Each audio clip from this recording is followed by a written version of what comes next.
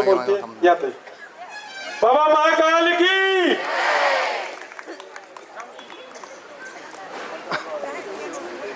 नमस्कार, मी दिव्या पाटील खडकवासल्यामधून बोलते. मी संदीप दादाला ओळखते नाही. आज मी संदीप दादाला फक्त ट्रिप म्हणूनच इकडं आले आणि ओळखते.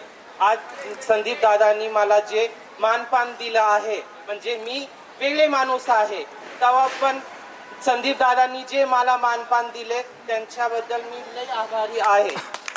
तर त्याचमुळं आज मला एवढं मानपान दिलंय तर तुम्हाला कशाला नाही देऊ शकत.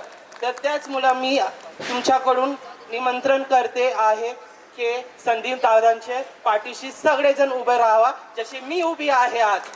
तर सगळ्यांनी जय. धन्यवाद. दादाचं मन